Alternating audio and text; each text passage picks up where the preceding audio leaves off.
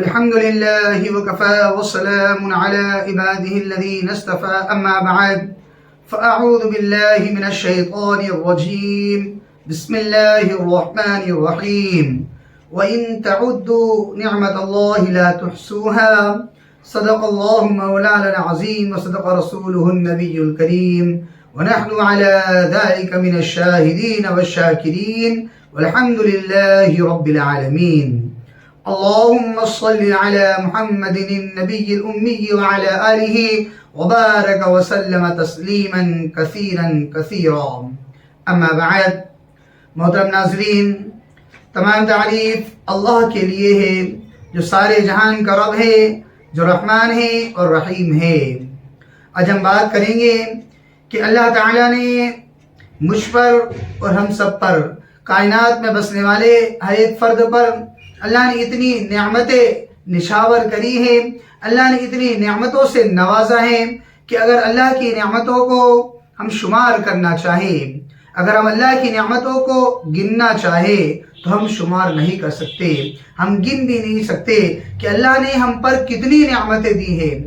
ایک ایک نعمتوں کو اگر ہم گننے بیٹھے، ایک ایک نعمتوں کو اگر ہم لکھنے بیٹھے، اگر ایک ایک نعمتوں کو ہم شمار کرنے بیٹھے تو ہمارے اندر اتنی طاقت نہیں ہے، ہمارے اندر اتنی وسعت نہیں ہے کہ ہم اللہ کی نعمتوں کو شمار کر لیں.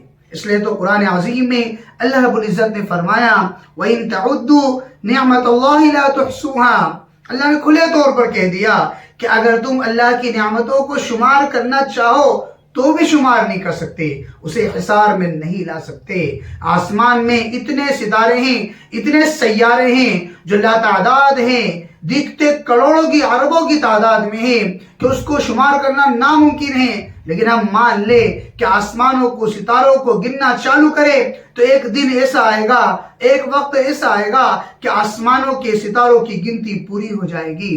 ریگستان میں کتنے ذرات بکھرے ہوئے ہیں، ایک ایک ذرہ اگر ہم گننے بیٹھے ناممکن ہے، لیکن اگر گننے بیٹھے تو ایک وقت ایسا آئے گا، یا زندگی میں ایک دن ایسا آئے گا، ایک لمحہ ایسا آئے گا کہ ہم ریگستان کے ذروں کو گن کر اس کی گنتی، اس کی عدد کو پورا کر لیں گے.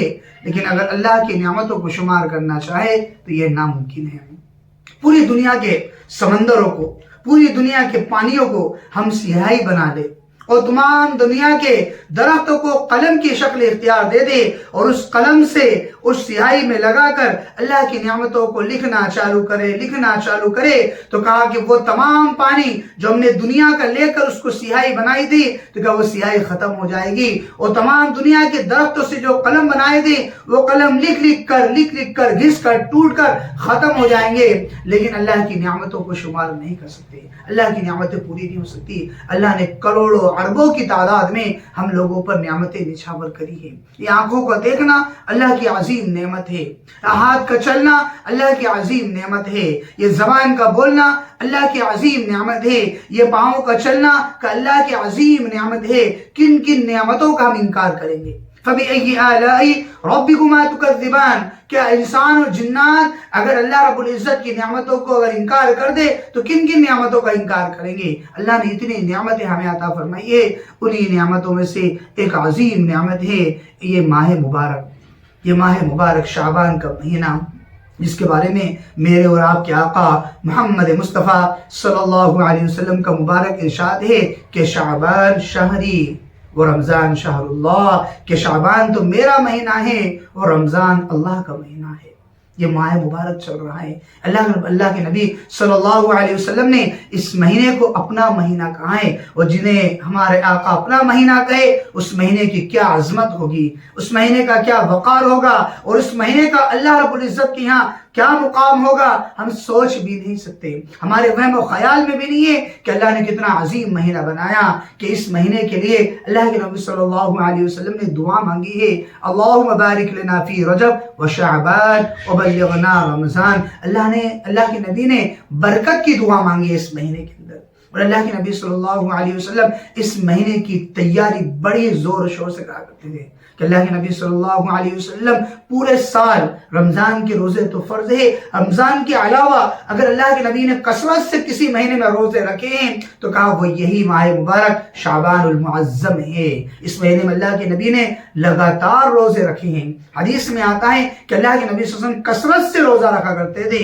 وہ صرف کبھی کبھی 29 شعبان کا جس دن چاند نظر آتا ہے اس دن کا اللہ کے نبی صلی اللہ علیہ وسلم روزہ چھوڑتے تھے، بلکہ رمضان اور شعبان کا متصلاً دونوں مہینے کے اللہ کے نبی صلی اللہ علیہ وسلم سے روزے رکھنا ثابت ہے۔ اللہ کے نبی کو بڑا پسند تھا کیونکہ اسی مہینے کے اندر ایک مبارک رات آ رہی ہے جسے ہم شب برات کہتے ہیں، نیکیوں کی رات، چھٹکارے کی رات۔ اسی رات میں اللہ رب العزت کہا کہ تقدیر لکھتے ہیں کہ سال بھر تک انسان کیا کمائے گا، کیا کرے گا، اس کی زندگی کا ایک ایک پل کیا ہوگا، اللہ رب العزت لکھتے ہیں اسی رات کے اندر جسے ہم شب برات کہتے ہیں۔ تو جناب آقا محمد مصطفیٰ صلی اللہ علیہ وسلم ارشاد فرماتے ہیں کہ آپ صلی اللہ علیہ وسلم نے فرمایا کہ جس دن میری زندگی کی تقدیر لکھی جائے، میری زندگی کے بارے میں فیصلہ ہو، تو کہا میں اس دن روزے سے ہوں، اس دن میں روزے سے ہوں۔ تو روزہ اس مہینے کے اندر بڑی فضیلت کی چیز ہے۔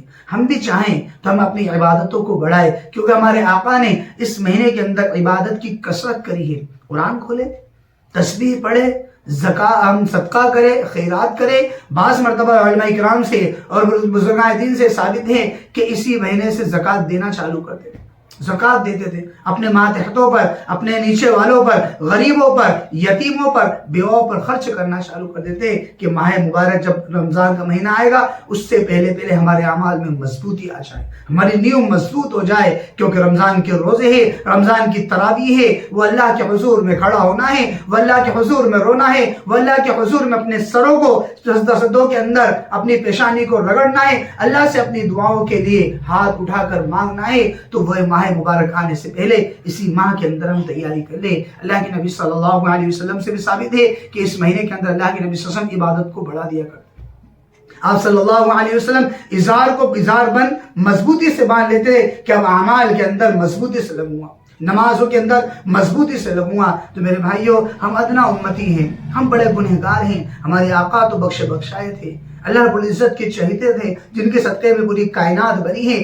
وہ آقا اس مہینے میں کثرت سے عبادت کرے، اور ہم گنہگار جن کا صبح بھی گناہ میں، جن کی رات بھی گناہ میں، ان کا ہمارا ایک ایک پل گناہ میں گزر رہا ہے، کتنی نافرمانی ہم سے ہو گئی۔ تو ہمارے اوپر، ہمارے بھائیوں محترم ناظرین، ہم پر کتنا ذمہ ہے، ہمارے اوپر کتنا فرض بنتا ہے کہ ہم اپنی عبادت کو بڑھائیں۔ اللہ رب العزت مجھے بھی اور ہم سب کو اس ماہ مبارک کی قدردانی کی توفیق نصیب فرمائیں، آمین۔